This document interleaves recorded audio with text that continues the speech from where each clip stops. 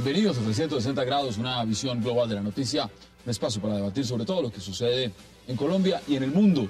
Y empezaremos hoy 360 hablando del regreso al poder en México del PRI, un partido que durante 70 años controló por completo al país, constituyéndolo o llamándolo en un proyecto político la dictadura perfecta.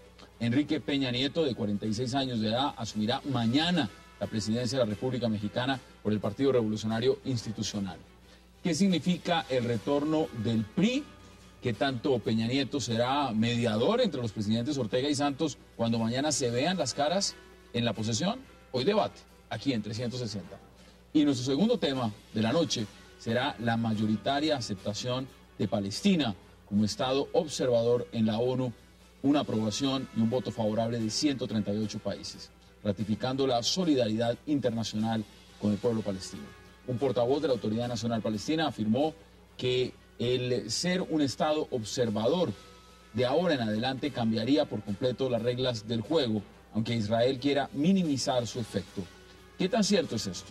¿Cómo se percibió además que Colombia se abstuviera de votar a favor de Palestina justo cuando está en el ojo del huracán gracias al fallo de la Corte Internacional de Justicia de La Haya por San Andrés? Hoy debate aquí en 360. No se vayan, en segundos empezamos con nuestros invitados.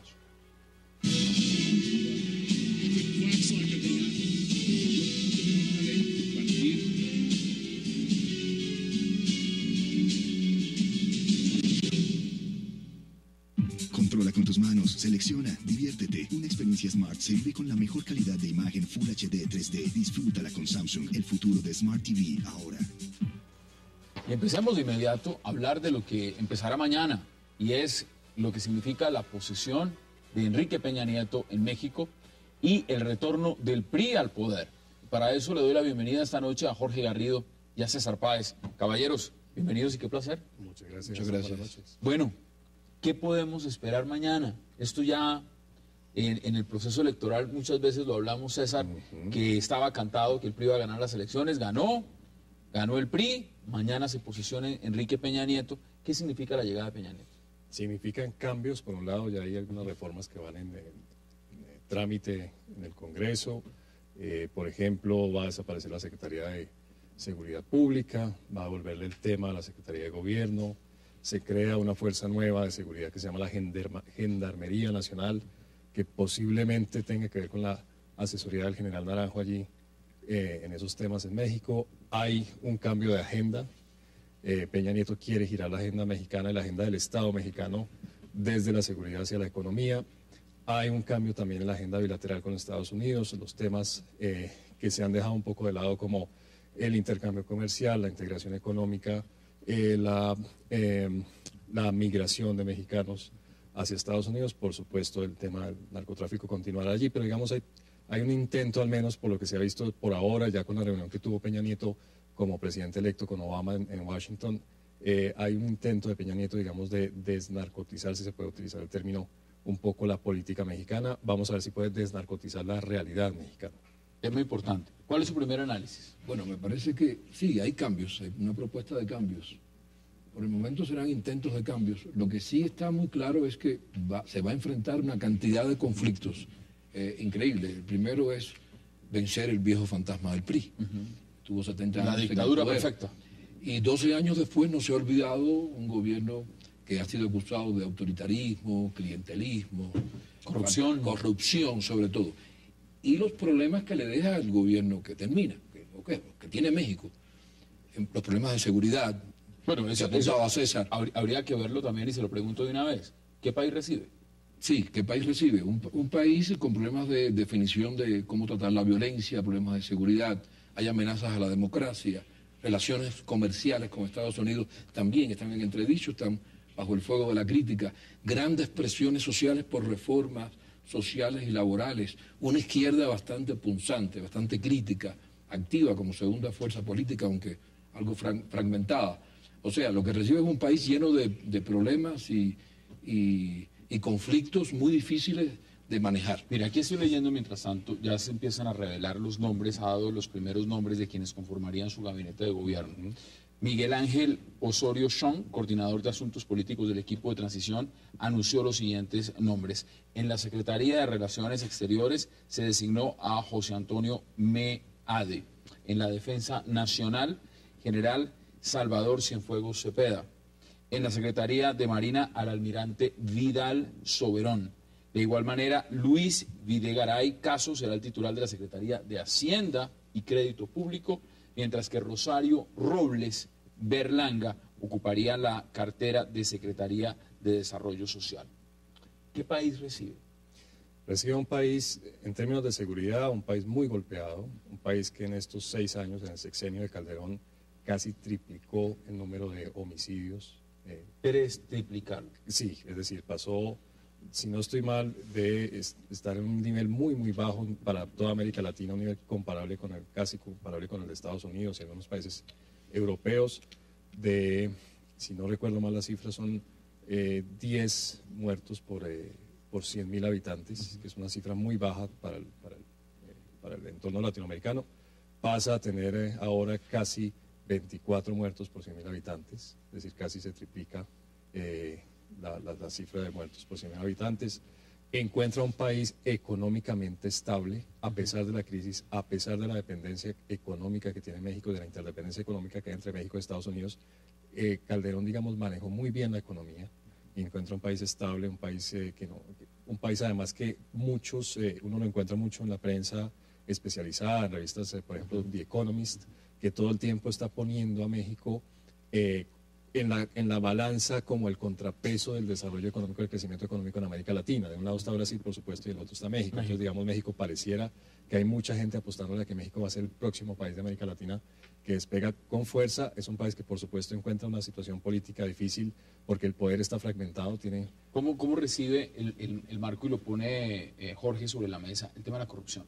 El tema de esa... Lo recibe muy mal, tanto que va a crear, ya en el proyecto que yo mencionaba hace un rato, que está en el Congreso, crea una entidad especializada en la corrupción. Supuestamente el PAN, la llegada de Fox, la continuidad de Calderón, uno de los temas de fondo era que iban a tratar de acabar con la corrupción. Sin embargo, lo que vemos es que esto siguió galopando. No se pudo, al contrario, disminuir en el proceso y de las grandes... críticas que se le hacen al gobierno del PAN, del Partido de Acción Nacional, es justamente eso, no haber podido hacer transformaciones serias. Hay un caso que yo creo que en eso es emblemático, Hassan, es el de las fuerzas de seguridad interna, de las fuerzas de seguridad ciudadana. Fox recibió una agencia que era la Policía Federal Preventiva, y Fox la transformó en la AFI, en la Agencia Federal de Investigaciones, siguiendo el modelo de Estados Unidos del FBI. Al poco tiempo, o sea, la transformó porque la Policía Federal Preventiva realmente estaba corrupta y estaba totalmente, digamos, podrida por dentro. Crea la AFI, hace toda la reforma, y cuando Calderón recibe la presidencia, de nuevo encuentra que la AFI está nuevamente corrupta, está totalmente corrupta, está totalmente podrida por dentro, y crea entonces Calderón la Policía Federal. Hoy en día... Vamos a ver qué hace Peña Nieto, pero hoy en día hay noticias que preocupan. Hace poco hubo un tiroteo en el que iba una camioneta diplomática de Estados Unidos por una carretera mexicana. Dentro de la camioneta iban 2 agentes de la CIA y un marino mexicano. Y aparece una cuadrilla de la Policía Federal, de esta Policía Federal de la que estamos hablando, y coge a tiros en la camioneta. No se sabe muy bien qué pasa. También, además, las críticas que se han hecho sobre el manejo de una policía que no es una policía unificada. Una policía en realidad lo que tienen ahora, lo que han tenido desde siempre es una policía local, municipal, una policía estatal y esta policía federal que es la que ha tenido todos estos problemas de corrupción. Ahora, Jorge, mire, yo he anotado varios puntos realmente sobre la agenda. Uno, lo primero que se pregunta fuera del contexto de lo que es la corrupción, el tema político, es el narcotráfico. Sí. El narcotráfico es uno de los temas y la narcoguerra, cómo enfrentó el PAN este proceso. Las críticas evidentemente han sido sobre si la manera en cómo el presidente Felipe Calderón enfrentó a la narcoviolencia y si va a haber una continuidad o si Enrique Peña Nieto tiene la posibilidad de salirse de ese mismo esquema. ¿Usted qué cree? No, todo parece indicar que no se sale del esquema, que hay un continuismo y quizás sí un énfasis en la opción represiva. Esta opción represiva que no ha dado indudablemente grandes resultados porque además tiene otras secuelas, el juego de la democracia, se empieza a reprimir, no se sabe hasta dónde llega. Recordar las versiones de otros países como Colombia. Yo creo que la opción es más represiva, lo que va a reforzar los aparatos o el sistema o el cuerpo de seguridad. Ahora, eso va a chocar indudablemente con las protestas sociales de las fuerzas políticas, si esto va en detrimento de la democracia, porque todo el mundo le teme a una opción mucho más represiva, indudablemente. Hay algo importante que es el intento de hacer un acuerdo político nacional. Eso está en discusión. Hay una cantidad de demandas de las fuerzas de oposición, sobre todo los dos partidos más importantes, que no creo que Peña Nieto las vaya a acceder. Eso es muy difícil. Son demandas de tipo estructural. Ahora, vamos a hacer una pausa, porque también quiero preguntarles en el contexto de lo que ha significado esa continuidad y ese enfrentamiento que tuvo con Andrés Manuel López Obrador, y si eso ya está superado o no. Hagamos una primera pausa en 360 y ya regresamos para seguir hablando de lo que será mañana, la llegada oficial, la posesión de Enrique Peña Nieto como presidente de México. No se vayan, ya regresamos.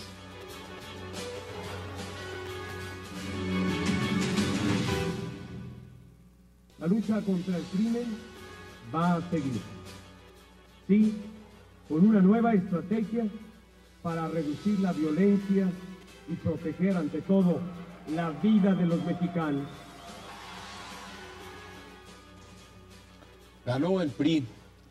La pregunta es, ¿sigue la sombra de Andrés Manuel López Obrador o eso ya se desvaneció? Vamos a verlo en el Congreso. Yo creo que, digamos, la sombra como candidato presidencial y toda esta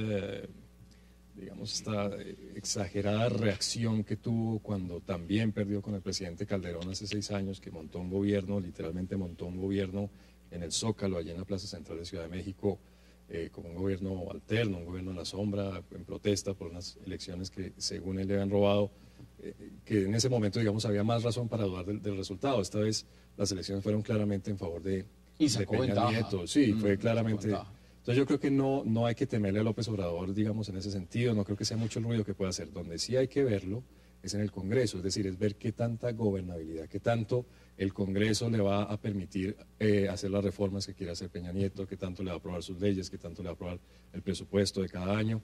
Allí es donde hay que ver cómo queda la relación, sobre todo porque en la política mexicana en este momento, desde hace 12 años, hay 3 partidos fuertes. Hay más partidos, pero sí, hay 3 partidos fuertes. PRD. El PRD, que es el de López Obrador, de izquierda. El PAN, que uno podría decir que es de derecha, una derecha liberal. Y el PRI, que está todavía tratando de tener una nueva o de redefinir su identidad. Pero mire, usted ya lo pone en análisis viendo los 3 partidos. Al PAN le dieron una pela en estas elecciones. Sí, pero todavía es una fuerza importante en el gobierno, en el Congreso, perdón. Es una fuerza importante en el Congreso que le podría dificultar un poco la gobernabilidad a Peña Nieto. Entonces, lo que hay que ver, digamos, es eso, es cómo va a funcionar el gobierno federal, el Congreso federal. Sí, indudablemente que el PAN todavía tiene una influencia en el Congreso, aunque en las elecciones quedó en tercer lugar, fue una fuerza perdedora. Ahora, López Obrador va a seguir luchando, va a seguir un opositor de oficio. Ahora creo que hizo un fraccionamiento y creó un movimiento que agrupa varias tendencias de izquierda, no sé si son más de izquierda, ¿no? Pero él va a seguir fustigando y denunciando y creando, va a ser una piedra en el zapato. Pero Hassan, yo creo que la verdadera oposición va a venir de la opinión pública. Son los que van a hacer digamos, el control político. Sobre todo durante estos 6 años de Calderón, los verdaderos opositores de Calderón fueron los medios de comunicación y fue la opinión pública, precisamente por la estrategia de seguridad que no le funcionó tan bien. Cuando hablamos de estrategia de seguridad, no se puede desconocer que acá hay un tema también y es un tema fronterizo, la relación con los Estados Unidos. ¿Cómo ven ustedes esa relación con Estados Unidos y con esta nueva administración? Hay una paradoja y es que en un momento, digamos, en que el tema de seguridad fue muy importante y importante negativamente, la relación estuvo mejor que nunca. O sea, muchos analistas, de los análisis que uno encuentra sobre la relación de los dos países escritos, analistas estadounidenses, analistas mexicanos, califican este sexenio como uno de los mejores en mucho tiempo, sobre todo después de un pequeño bajonazo que hubo con el gobierno de Fox. Ahora, ¿para qué le sirvió eso a México o para qué le sirvió eso a Estados Unidos? No está muy claro. Yo creo que ya hay una relación por debajo de la política, por fuera de la política, totalmente dinámica que no depende ¿Ya de la vimos esa primera reunión Obama? Sí, fue fluida, fue amigable y en los 2 comunicados de los 2 presidentes, el presidente Obama y el presidente electo Peña Nieto, se vio que hay un giro sobre la agenda. Como les decía hace un rato, los temas ya no son más declaraciones de lo que ha dicho hasta el momento el presidente electo de México. Mañana se posiciona Enrique Peña Nieto. Gendarmería Nacional, ¿con qué propósito? El apoyar a los municipios de gran debilidad institucional, o que algunos tienen o muy poca policía o no la tienen, o la tienen pero muy disminuida en capacidad, y donde me parece es donde se está refugiando el crimen organizado o los grandes carteles. Enrique Peña Nieto. Si vemos lo que significa la relación narcotráfico Estados Unidos, no podemos tampoco dejar de desconocer que el narcotráfico de México, los Zetas, han generado que se incendie Centroamérica. El primer damnificado ha sido Guatemala, que tiene frontera, Honduras, El Salvador y todos los demás de allá hacia abajo, Costa Rica y las rutas del narcotráfico. La iniciativa Mérida nunca funcionó, nunca se implementó realmente de manera permanente. ¿Cómo puede hacer este nuevo presidente para el tema del narcotráfico, ya no solo mirándolo en visión hacia el norte, sino frente a toda la región? Yo no veo hasta ahora nada nuevo en lo que se ha postulado. Lo del general Naranjo, ¿usted cree que eso puede ser un asesor que traiga algunas estrategias, pero estrategias militares más bien, no políticas de gobierno ni de Estado? Adoptar las mismas estrategias que se hicieron en Colombia para luchar contra las bandas, no creo que sea solamente el problema, porque... Pues mire, yo estaba leyendo una editorial ayer de la BBC y decía justamente eso, decía el modelo colombiano fracasó, no se puede implementar en México. ¿Es eso cierto? Sí, de cierta forma sí. Lo que puede aportar el general Naranjo las labores de inteligencia, que en eso es un experto, ¿no? Indudablemente, y fue su piedra de éxito en Colombia, pero no es suficiente. No, pero pues podemos volver a la crítica del modelo. Muchas capturas, pero el narcotráfico sigue vigente. Seguimos capturando, extraditando, pero rápidamente se el reorganizan las negocio no se bandas. acaba. Digamos, cuando uno va a las cifras, el negocio del narcotráfico sigue dinámico. El tema que preocupa a la gente en México es la violencia. Y la violencia en Colombia sí ha cedido. Cuando uno ve las tendencias que hay de asesinatos en México, en Colombia, en Brasil, lo que uno ve es que el asesinato en Colombia ha venido cayendo en los últimos años. Y en México la línea va hacia arriba. Va hacia arriba. O sea, va a haber un momento, si sigue la tendencia así, en que se crucen y posiblemente vamos a tener menos asesinatos en Colombia que en México. En eso hay que darle crédito a las fuerzas de seguridad colombianas, como también hay que dárselas a otras instituciones en Colombia. Pero yo creo que en eso estoy de acuerdo. El principal aporte del general Naranjo, que es un policía, no es un militar, sino es un policía, es la experiencia que tiene en inteligencia. Y ese parece ser uno de las grandes falencias que tuvo la estrategia de Calderón. ¿Cómo lo puede recibir la misma policía sabiendo que en México hay varias policías? No hay una policía. Yo creo, a mí me parece, sin que haya salido, digamos así públicamente, me parece que esta figura de la Gendarmería Nacional, como se va a llamar, que además nacional es un nombre que en México no es muy usual. Claro, digamos. además es un Estado federal. Exacto, pero la Gendarmería Nacional suena como a una institución creada o por lo menos aconsejada por Naranjo. Es una fuerza grande. Peña Nieto le apuesta a que al final del sexenio tenga 50.000 miembros. Ustedes saben que no es fácil crear una fuerza de seguridad, es decir, por más plata que se tenga y por más voluntad que se tenga del día a la noche o de la noche a la mañana no se puede entrenar, capacitar, dotar a 50.000 miembros de una policía, de fuerza de seguridad. Pero yo creo que el aporte que puede hacer Naranjo en esa experiencia de inteligencia, que es una de las grandes críticas que recibió la estrategia de Calderón. Un tema que no tiene ya nada que ver con el plano interno de México. Hemos visto cómo ahora los mandatarios latinoamericanos les gusta jugar roles internacionales, les gusta ser mediadores, México es un país que está en el G20, México es un país que quiere apuntarle a convertirse también en algún momento, como lo es Brasil, parte del BRIC, de economía emergente en gran configuración. La OCDE por supuesto. Y en esa medida, la pregunta es relevante también con lo que acaba de pasar en Colombia y Nicaragua con el fallo de la Corte Internacional de Justicia. El día de mañana se van a encontrar por primera vez el presidente Daniel Ortega y el presidente Juan Manuel Santos, con un tema de coyuntura que tiene un gran interés en una región donde México también está presente, que es el Caribe, que es el Golfo de México.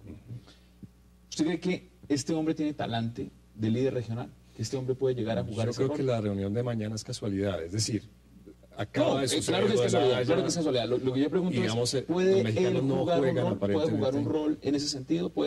Uno ve al presidente Leonel Fernández de República Dominicana que ha sido conciliador. La pregunta más si puede o no, que sí lo puede hacer. Efectivamente, México es uno de los países grandes de la región y más influyentes de la región. Es si quiere hacerlo.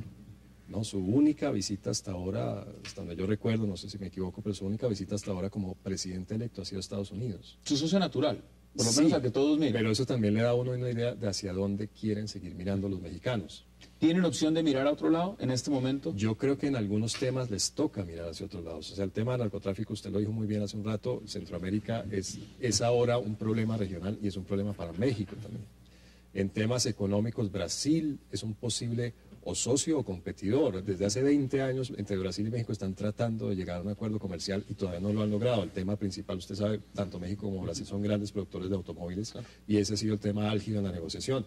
Es algo, podría ser una apuesta de Peña Nieto también para relanzar económicamente y se lo México. pregunto porque uno encuentra a los mandatarios, Brasil es un gran ejemplo, lo que está haciendo también en Chile, lo que está haciendo Argentina, lo que está haciendo Colombia, y es que están buscando vocería, hablan de nuevo orden mundial, hablan de reformas en el Consejo de Seguridad de la ONU, hablan del tema de comercio, hablan de economía en bloque. Tenemos el tema de la Alianza del Pacífico, Pero, donde México Hassan, son yo los creo protagonistas. que el tema de la voluntad es muy importante, usted lo menciona muy bien.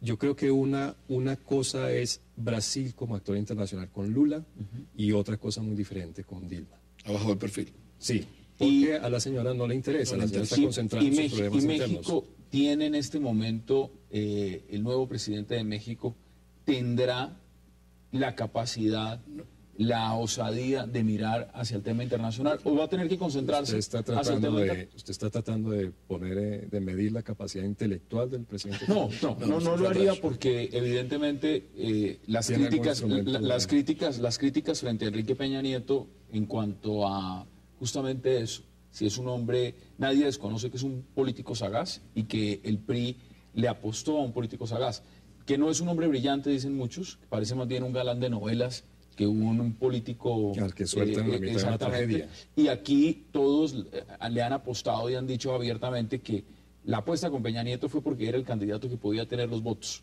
no porque fuera el mejor candidato o el más preparado, y eso lo demostró durante la campaña. Pero ¿puede este hombre cambiar esa percepción de imagen? No, yo creo que ni siquiera se lo va a proponer.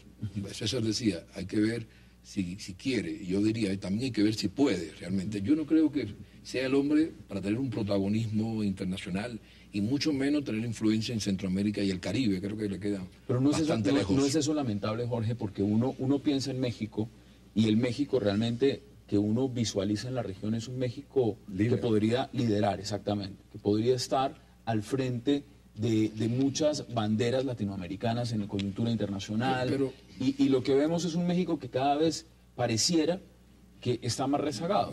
¿Están ustedes de acuerdo con eso o no? Sí, estoy de acuerdo. Con la cantidad de problemas que tiene Peña Nieto, no creo que se ocupe de buscarse más internacionalmente, ni siquiera para hacer un contrapeso y restar los problemas internos. ¿Qué capacidad de influencia puede tener México en estos momentos? En América del Sur prácticamente no tiene ninguna. Hay una ola de gobiernos proizquierdistas. No, y apostaron desde el tratado del NAFTA y el tratado del norte, sencillamente están mirando hacia los Estados Unidos. Pero la influencia puede ser, sí, como vocero para Europa o para Estados Unidos, pero dentro de América Latina le veo muy pocas posibilidades a México y con Peña Nieto tampoco. Para hacer un protagonismo internacional también hay que ser una persona con más cultura, con más discurso, con más habilidad en ese sentido. Peña Nieto lo veo como un peso interno, peso pesado interno. La otra opción es que le escriban buenos libretos y le pongan muy bien el que tenga pronto. buenos asesores, que tenga un buen canciller, una buena canciller, pero yo creo que también que América Latina ha cambiado, es decir, ser el líder en América Latina no es tan fácil, hay una competencia muy fuerte, líder indiscutible Brasil, pero al mismo tiempo está Venezuela, Colombia trata de jugar a ser líder, en algunos México, países, indudablemente, Cuba sigue siendo líder para muchos países en ciertos temas, Chile anda por su cuenta, entonces yo creo que el propio ambiente ha cambiado, yo creo que la capacidad la puede tener, no dudo más de la voluntad y también dudo de que los problemas de su país le den tiempo para ser líder. Y para concluir, una pregunta que también tiene que ver mucho con el periodo. México tiene una presidencia que dura 6 años. Sí. Y 6 años puede ser un periodo muy desgastante. Muy largo. Lo vimos con el PAN, lo vimos claramente con lo que puede significar cuando no se hacen cambios a tiempo. ¿Usted cree que estos 6 años para el PRI pueden ser eternos? Yo creo que todo, y en esto obviamente estoy hiper simplificando el análisis, pero yo creo que la mayor parte de la respuesta que usted pide va a verse en el manejo que haya de la violencia. Si Peña Nieto logra revertir la tendencia, solamente el 2011 fue el peor año en términos de violencia en México. Si Peña Nieto dentro de un año logra mostrar que la violencia al menos se estabilizó, que dejó de crecer el número de asesinatos en México, con eso yo creo que los mexicanos van a estar satisfechos en un momento en que tienen una economía tranquila, en que hay empleo, en que la clase media está creciendo. El tema principal es violencia. Conclusiones en 20 segundos. Sí, yo creo que además de eso, del narcotráfico, hay un problema social de fondo. Aunque México económicamente está bien, los niveles de pobreza son amplios, son profundos. Hay capas y sectores sociales muy denunciantes, muy activos en estos momentos, y pueden crearle problemas al gobierno, indudablemente. Jorge Garrido, César Páez, gracias por habernos acompañado para hablar de México. Estaremos muy atentos a lo que pase mañana, porque evidentemente, como lo mencionábamos, pues va a ser también el primer encuentro que tengan el presidente Juan Manuel Santos y el presidente Daniel Ortega. Y vamos a ver México, el presidente Peña Nieto, cómo le va. Vamos a ver si es telenovela. Con ese chicharrón. Gracias por acompañarnos. Vamos a hacer una pausa, porque al regreso entraremos a debatir el tema político de la agenda internacional en el mundo. Y tiene que ver con ese reconocimiento que recibió el Estado palestino como Estado observador en la ONU. Y por supuesto tendremos todas las posiciones en esta mesa para mirar los efectos tanto desde la balanza como los percibe la Autoridad Nacional Palestina, el pueblo palestino, pero también desde Israel. No se vayan, ya regresamos.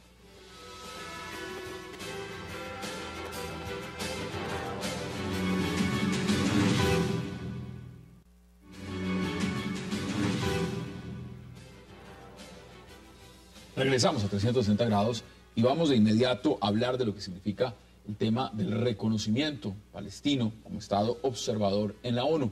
Para eso le doy la bienvenida a Jaime Rosenthal, a Alexander Montero, a Víctor de Correa Lugo y desde Miami a Marcos Pecker. Caballeros, qué placer, Viernes Internacional y con un tema de esta coyuntura. Gracias de verdad por aceptar esta invitación. Gracias a usted. Bueno, Jaime, mire, empiezo con usted. Ayer estuvo acá sentado el embajador de Palestina, muy contento, muy satisfecho con este reconocimiento. Semanas anteriores estuvo ahí también sentado el embajador Shoed Magen, él no tan contento, y viendo la perspectiva desde una óptica israelí, diciendo, mire, esto tiene que irse a diálogos bilaterales. Ya estamos en un escenario donde ya Palestina tiene un reconocimiento como Estado observador. ¿Cómo ve usted ese reconocimiento? Bueno, Hassan, primero, pues, un gran saludo y a mis contertulios y a los televidentes. Yo realmente quiero ver el tema desde el lado positivo. A mí me parece que hay que encontrarle a esto, que de hecho pues es un logro muy importante pues para la dirigencia palestina. Y quiero ver lo positivo desde el punto de vista del fortalecimiento que está recibiendo Mahmoud Abbas y la Autoridad Nacional Palestina. Y eso va de la mano con el digamos, el debilitamiento, si lo podemos llamar así, del lado, digamos, poco negociador que representa Hamas. Me parece que era importante para Mahmoud Abbas en este momento recibir ese reconocimiento por parte de la comunidad internacional, y creo que la comunidad internacional también estaba interesada en rescatar a Mahmoud Abbas, que estaba bastante ¿Usted lo veía acorralado? Bastante decaído, especialmente después del último episodio pues de la guerra en Gaza. Me parece que Mahmoud Abbas de ese episodio salió bastante debilitado, y creo que lo ha rescatado en este momento la comunidad internacional. Europa, yo creo que ha votado muy conscientemente de que estaba salvando la Autoridad Nacional Palestina, y yo eso lo veo con mucha esperanza, porque realmente el destino de la región en manos de Hamas y en manos del islamismo creciente pues no era nada prometedor. Me parece que esto es un fortalecimiento para los sectores más moderados y laicos. A mí me sorprende que Jaime nos plantee esa alternativa y la saludo. Yo comparto con Jaime la alegría de que el Estado palestino se reconozca. Lo que yo sí claramente lo he manifestado en este mismo programa es que no se trata de dos Palestinas. Jamás salió fortalecido de la cruenta invasión que le hizo con misiles desde el aire, tierra y mar a Gaza el ejército de Israel hace muy poco. Qatar, el emir de Qatar, pisó Gaza. Una misión diplomática de Egipto, de Túnez, de Turquía. Turquía define a Israel como un Estado terrorista. Es decir, jamás está en su mejor momento. Y la autoridad palestina también. O sea, lo que podemos decir es que los palestinos como bloque, porque creo que hay problemas internos que las sociedades tienen que resolverlos, ellos como colectivo, tiene un momento fundamental donde se da una ruptura. Y lo más importante de esto es que se divide por fin esa discusión entre que el Estado palestino depende de la negociación con Israel. Entonces, me parece que es importante y saludo, sin duda, que tengamos un Estado palestino, como observador, pero Estado. Y por el otro lado, tenemos una postura que es la de un sector de Israel, que yo también saludo, que de una vez por todas eso fuerce unas negociaciones de paz que sean constructivas, que sean serias, que le den tranquilidad y seguridad tanto a Israel como a Palestina. Pero mire, ustedes ven un escenario positivo, pero no podemos desconocer lo siguiente. Y se lo pregunto a Marcus Pecker en Miami. Hoy ya dijo el primer ministro Benjamín Netanyahu que autorizaba la construcción de 3.000 nuevos asentamientos en Cisjordania y en Jerusalén del Este. Esa respuesta, ¿cómo la ve usted, Marcos? Y si eso realmente es provocación o eso es otra cosa.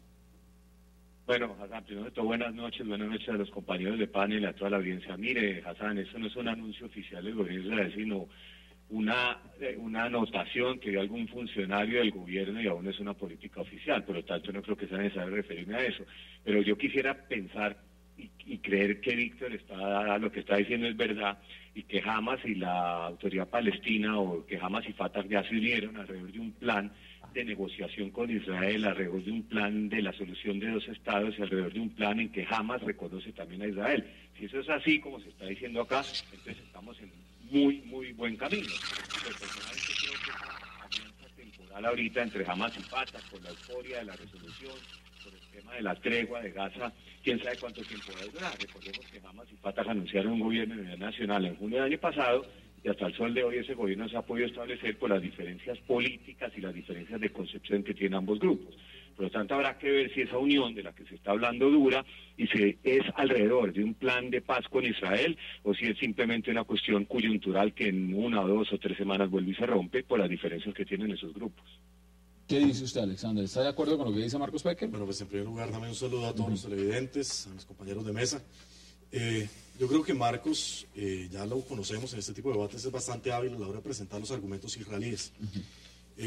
Cuando el 2006 Fatah y Hamas estaban unidos, Israel y precisamente Marcos decía no se puede negociar con un gobierno terrorista que incluya a Hamas.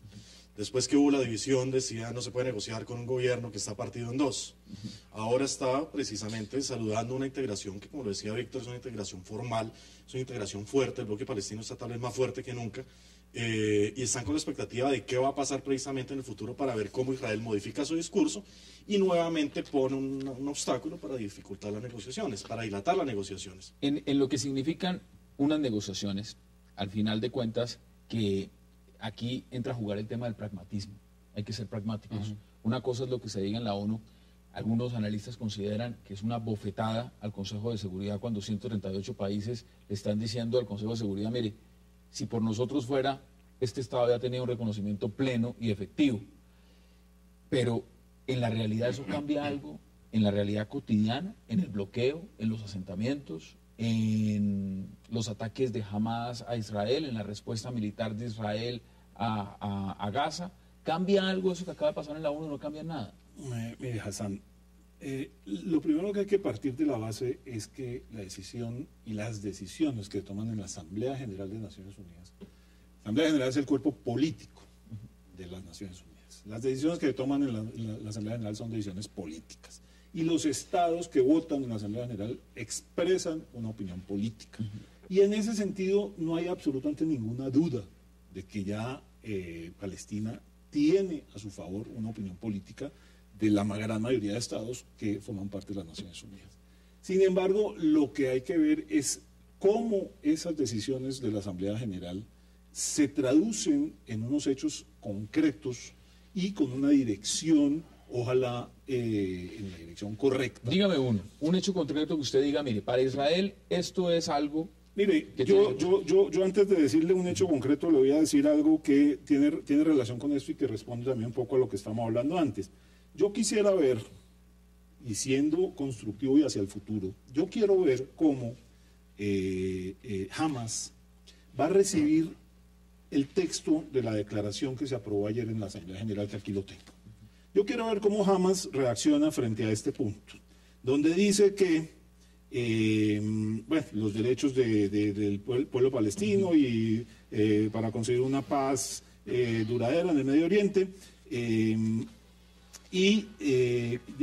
llegar a concretar la visión de dos estados, un estado soberano, un estado de Palestina soberano, independiente, democrático, contiguo y viable, viviendo al lado en paz y seguridad con Israel, sobre la base de las fronteras anteriores a 1967. Mire, no se me adelante. ¿Cómo Hamas va a recibir esto? No se me adelante porque tengo que hacer una pausa. Tengo que hacer la primera. La primera pausa. Usted ya puso la piedra ahí, el cuestionamiento, el punto de interrogación. Vamos a debatirlo. Hagamos esa pausa y ya regresamos.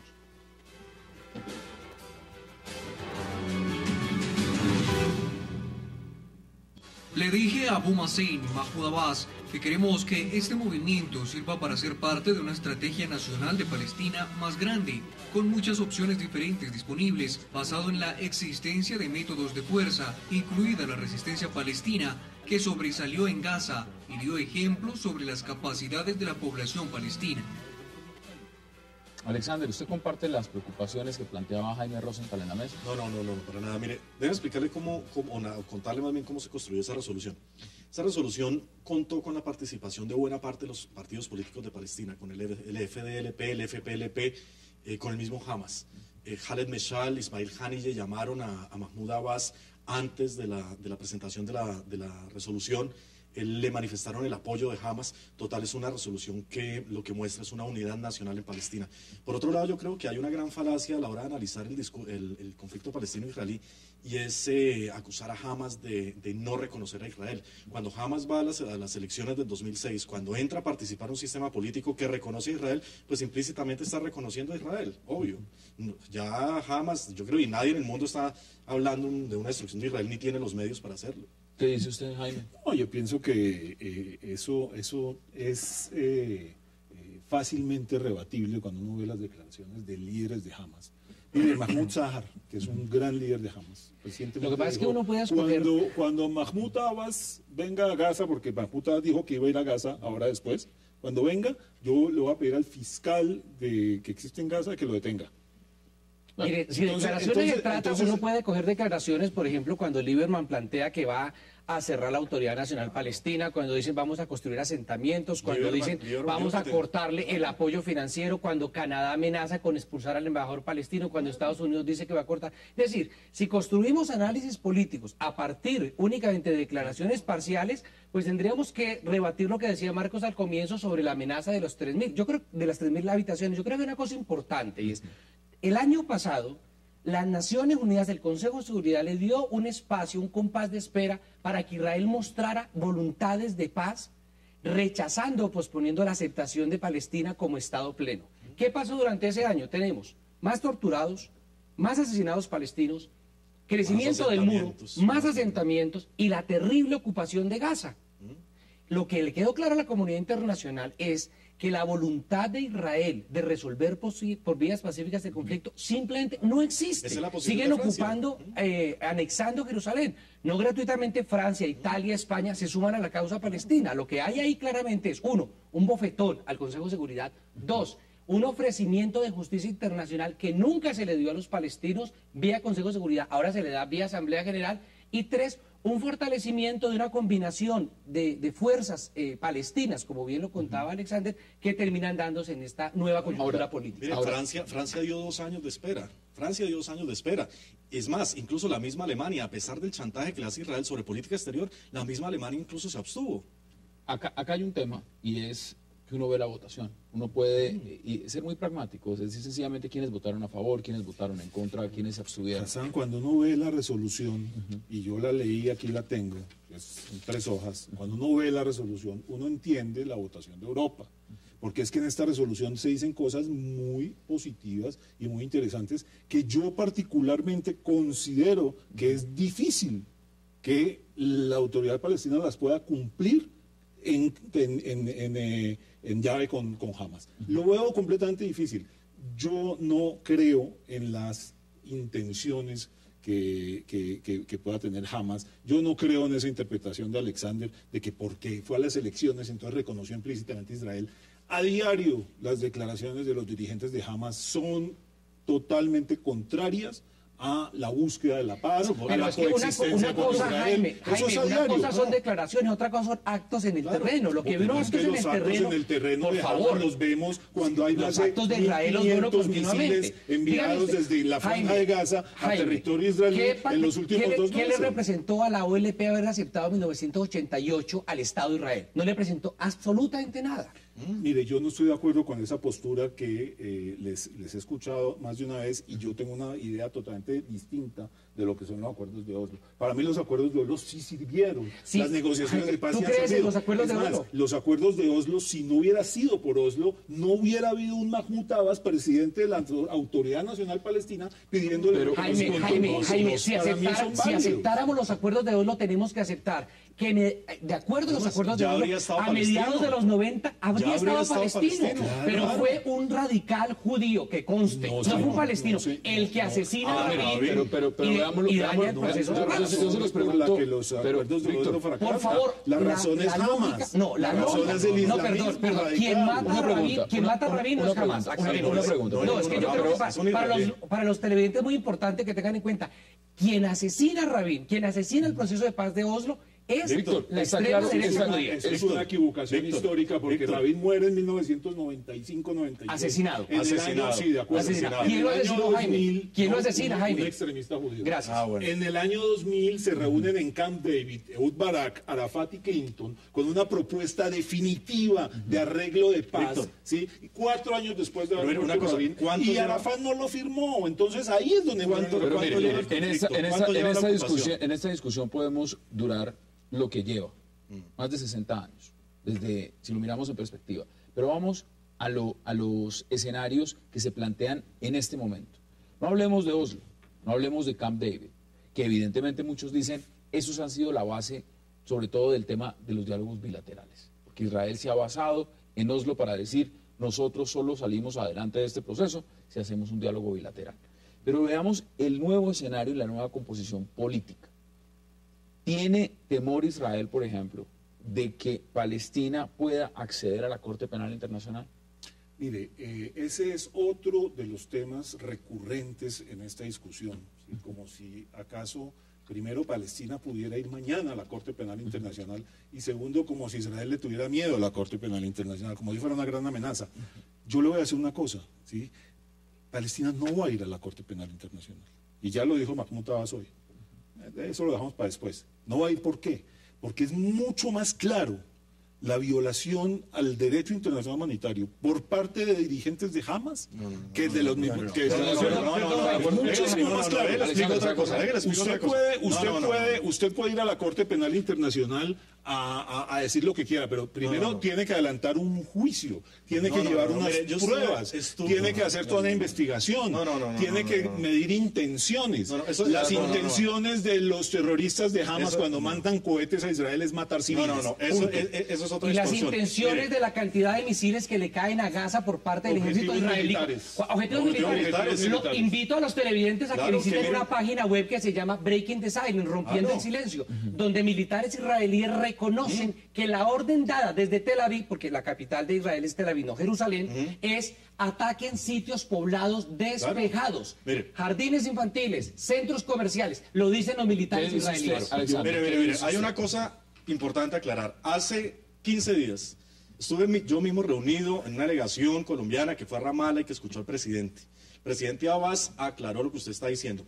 No hay ningún afán para llegar a escoger una determinada agencia de Naciones Unidas sobre otra, por una razón muy sencilla, porque es que la ocupación es tan grave y es tan profunda que es igual de preocupante la situación de niños, es igual de preocupante la situación comercial, es igual de preocupante la situación cultural, es igual de preocupante la situación humana, que en toda esta gravedad de la ocupación, la presidencia palestina y la Autoridad Nacional Palestina tienen que empezar a escoger cuál empezar a trabajar. Marcos Pekel, ¿qué dice usted al respecto? No, estaba oyendo acá la misma retórica que siempre oímos, el tema de la Corte Penal Internacional es absolutamente una quimera. Creo que la Corte Penal Internacional ha sido un ente absolutamente paquidérmico y no es así nomás que lleva alguien a la Corte Penal Internacional. Ahora, recordemos quiénes son los que están gobernando Hamas, los que están gobernando Gaza hoy son señores que mandaron niños bomba en los años 2000 a inmolarse. ¿Cuántos niños ha matado Israel, Marcos?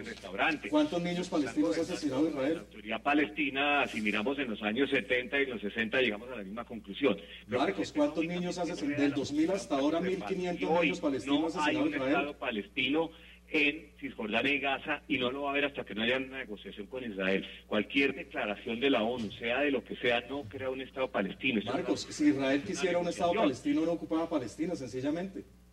Marco, lo que tú estás diciendo es negar exactamente lo que pasó ayer. Es que ya el Estado palestino no depende de lo que tú digas o lo que digan en Tel Aviv. Los palestinos una silla en Naciones Unidas, o sea que ya va a haber una silla en Naciones Unidas que va a decir Palestina, pero no hay un Estado en el terreno. Hay un Estado. Israel tampoco tiene fronteras. Israel no tiene constitución. Israel no es un Estado democrático, pero es un Estado. Aceptemos eso de lleno.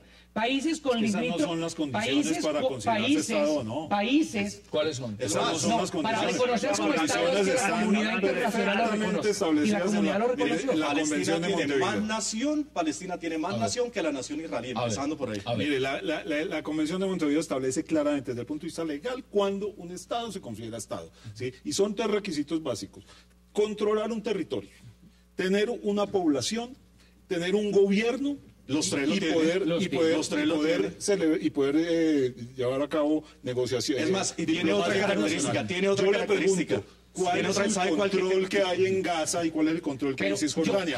Cisjordania está en autoridad nacional palestina. Me causa risa como ustedes dicen, Gaza está controlada por Hamas. Y lo dicen, no, ya no está controlada. ¿Está o no está controlada? Además, no hay una ocupación. No he dicho que no. Jaime, lo que le quiero decir es, su declaración, igual que la de Marcos, aplican a lo mismo.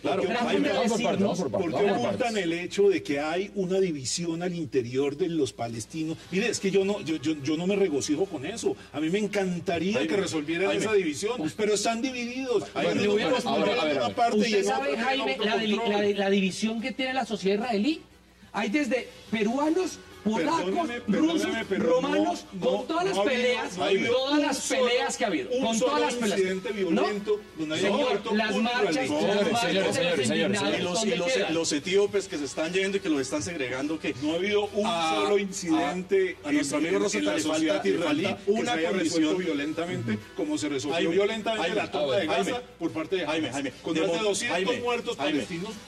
Por sus propios hermanos. Mire, Jaime, el argumento suyo es sencillo. Las organizaciones llamadas Estados, 138 Estados, no tienen ni idea de derecho internacional y nombraron un Estado observador porque le sacaron de la chispera. Señores, tengo que hacer una nueva pausa. Inmediatamente también el señor Marcos Pekel está que se habla desde Miami y Alexander también. Hagamos esa breve pausa y ya regresamos aquí al presidente de la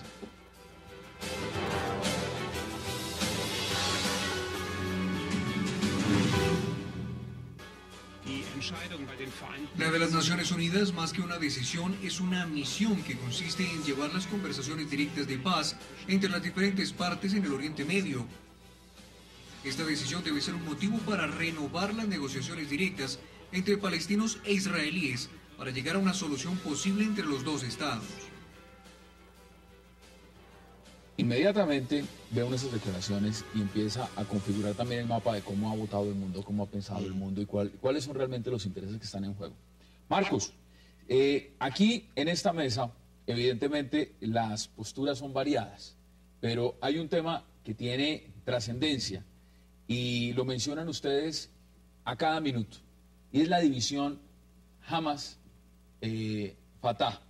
¿Usted cree realmente, siendo muy consciente de lo que esto significa en el concierto internacional, que realmente a los países que votaron, esos 138 países que decidieron apoyar a Palestina, ¿les preocupa Hamas? ¿Les preocupa a Fatah? ¿O ven a este pueblo más unido que nunca? ¿No ven la división?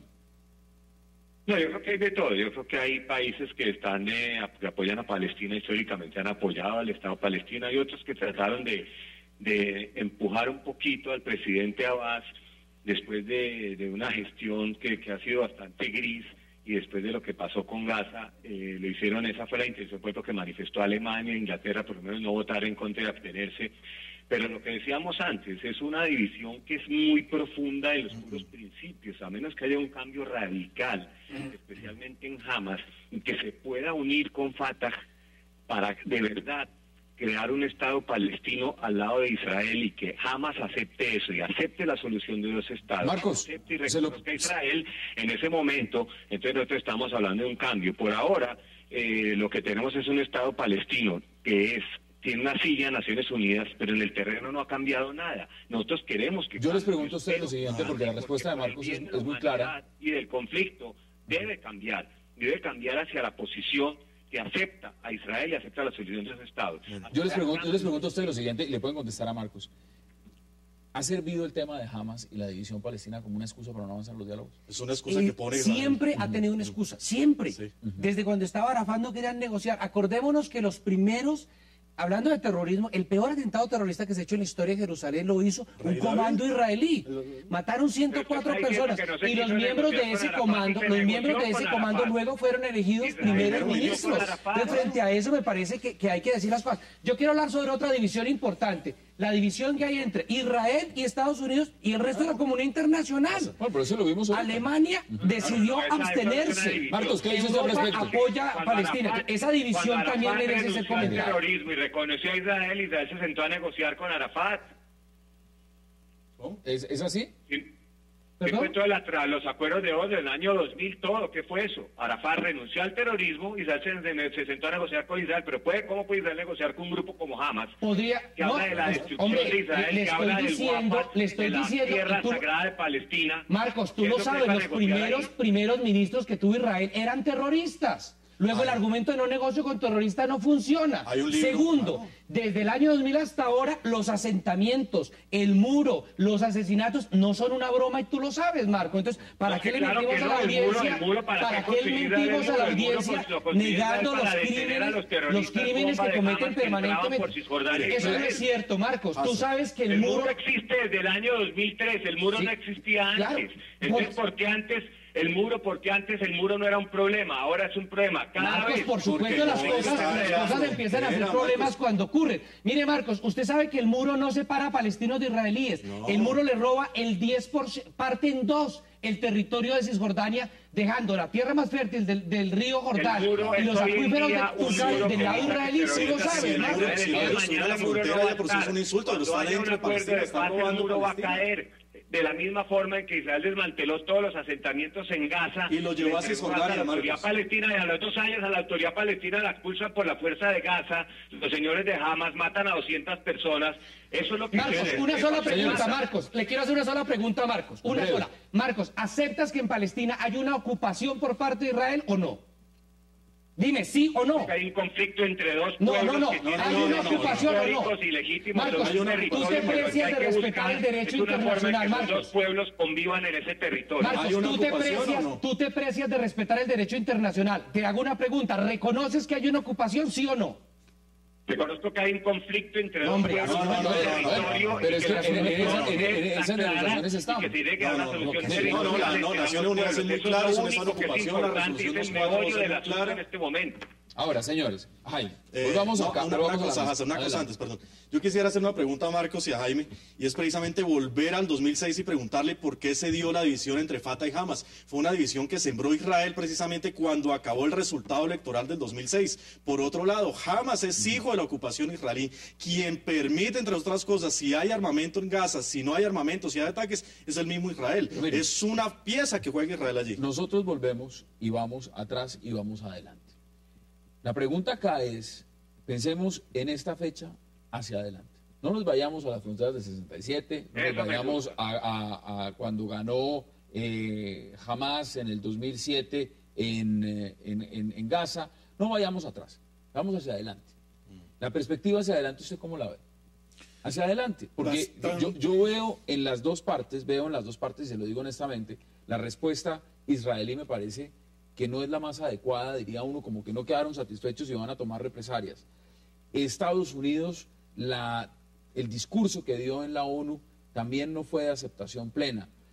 Y vuelvo al tema de si fue una bofetada diplomática que es difícil recuperarse tanto para Israel como para Estados Unidos.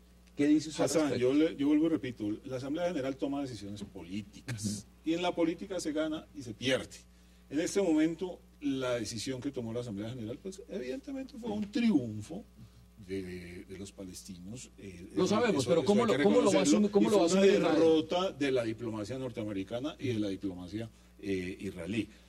Yo por eso le digo, cuando yo veo la resolución, yo entiendo por qué Europa votó como votó. Porque en esta resolución hay cosas positivas. Yo quiero decirle a la teleaudiencia que esta resolución no es simplemente un reconocimiento de Palestina como un Estado no miembro observador. Aquí en esta resolución hay 7 puntos, y de los 7 puntos hay unos muy positivos. Aquí se llama las negociaciones, aquí se establece claramente cuál es el territorio que le corresponde al Estado palestino, sobre el cual debe edificarse y cuáles van a ser sus límites. Diferente al territorio que piensa Marcos. Se puede hacer ese territorio. No se deja la ambigüedad de lo que aquí se estaba preguntando y de lo que muchas veces se manipula, ¿sí? En el sentido de que cuando se habla de ocupación, no se hace énfasis en que ¿a qué nos estamos refiriendo? Hamas, por ejemplo, cuando habla de Palestina ocupada, habla de todo Israel. Para Hamas, Palestina ocupada es toda Palestina histórica. Bueno, entonces, también hay sectores de la derecha israelí que plantean que el gran Israel también es un discurso, Jaime. Jaime, por favor. Señores, tengo declaraciones que es valioso verlas. Veamos las declaraciones, inmediatamente volvemos al debate. Veamos declaraciones. Lo que pasó ayer en la Asamblea General de las Naciones Unidas fue una victoria histórica. El presidente Abbas ha dicho con razón que era un certificado de nacimiento, pero me gustaría añadir que fue una reafirmación y la reiteración de la partida de nacimiento de 1947. Víctor, es que a propósito que estamos hablando, cuando usted entra a Cisjordania, vía Jordania, los israelíes que están en el paso de Allenby le dicen es que está entrando a Israel. Entonces, como lo que usted dice es cierto, hay sectores dentro de Israel que desconocen la existencia palestina precisamente. Si es el argumento precisamente de Jaime, entonces... ¿Para cuándo podemos hablar de 2 estados? Una pregunta puntual, Jaime, y luego se la pregunto a Marcos Peque. ¿Para cuándo podemos hablar realmente, pragmáticamente? Es decir, acá hay 2 estados. Si usted me pregunta a mí la opinión, sí, ojalá que mañana. Ahora, hay que ser conscientes de que aquí hay una serie de dificultades que son dificultades en ambas partes. Israel entra ahora en un proceso electoral, entra a definir nuevamente unos lineamientos que pueden ser claves en las negociaciones que vienen, ¿sí? Y yo creo que también Palestina entra en una etapa de negociación. Mahmoud Abbas va a Gaza y aquí va a surgir una negociación, y dentro de esa negociación, para mí, está la clave del futuro de la solución de 2 estados. ¿Para cuándo hay 2 estados? Ayer. Usted ya los dio. La respuesta es clara. La comunidad internacional, 138 estados dijeron, el Estado observador de Palestina existe. Por eso se lo pregunto, porque mire lo que me están diciendo. Jaime tiene una postura muy clara y dice, pues, ojalá mañana. Usted dice, ya está. Ayer. Claramente, ayer. Ahí hay una gran división. Es decir, pero no hablemos de estados virtuales, hablemos de realidades. Hombre, si nosotros... No hablemos de los estados, asientos en las Naciones Unidas no son estados. Hombre, todos los estados son abstractos. Primero, si vamos a insistir en estados abstractos, pues pensemos en las Islas Marshall y en Micronesia, que siempre votan al lado de Israel, que son 4 o 5 personas perdidas en la Polinesia, pero que tienen un voto en la ONU y que fueron unos de los 9 que votaron en contra de Palestina. O sea, me parece que hay Marcos, ¿qué dice usted? Luego le doy la palabra a Alexander Montero. ¿Para cuándo hay 2 estados? Yo hubiera querido que hace 65 años hubiera 2 estados. Quiero que haya 2 estados. Me parece que es lo mejor, lo más justo y lo que toda la comunidad internacional desea, que haya 2 estados, Palestina e Israel viviendo uno al lado del otro, y ojalá sea lo más pronto posible. Estoy de acuerdo con lo que decía Jaime ahorita, que ambos, tanto Israel como Palestina, entran en un proceso de reorganización política en el que pues en Israel va a haber elecciones y en Palestina puede ser que esté negociando ahorita Hamas con Fatah, lo que decía yo al comienzo. Vamos a ver si esa negociación sí sale una posición común que apoye lo que dice la resolución de ayer, que apoyaron 138 países de la solución de los estados, o si Hamas no es capaz de poner su firma en un documento donde reconozca a Israel y reconozca la solución de los estados. Tengo que hacer una pausa. Volvemos al mismo cuento que hemos tenido en los últimos años de que Fatah no representa a todo Palestina porque Gaza está ocupada por Hamas. La declaración de Hamas fue ayer. Esa es la dinámica que estamos entrando. Vamos a hacer la última pausa y ya regresamos porque Alexander Montero tiene, por supuesto, también que argumentar. Hagamos esa pausa y ya regresamos.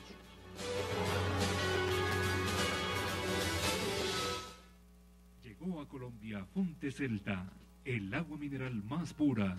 Fonte Celta, enriquecida con solidaridad. He said Israel is prepared to live in peace with a Palestinian state. Israel está preparado para vivir en paz con un Estado palestino, pero para que la paz sea duradera, la seguridad de Israel debe estar garantizada. Los palestinos deben reconocer al Estado judío y deben estar dispuestos a poner fin al conflicto de una vez por todas. Ninguno de estos intereses vitales de paz aparecen en la resolución que se presentó ante la Asamblea General, y es por eso que Israel no puede aceptarlo. La única manera de lograr la paz es mediante acuerdos de las partes y no a través de las resoluciones de la ONU, que ignoran por completo la seguridad nacional de Israel e intereses vitales. Y como esta resolución es tan unilateral, no promueve la paz, la empuja hacia atrás. En cuanto a los derechos del pueblo judío en esta tierra, tengo un simple mensaje para aquellas personas que se reunieron en la Asamblea General hoy.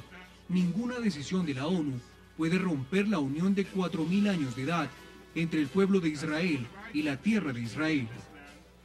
I have a simple message for those people gathered in the General Assembly today.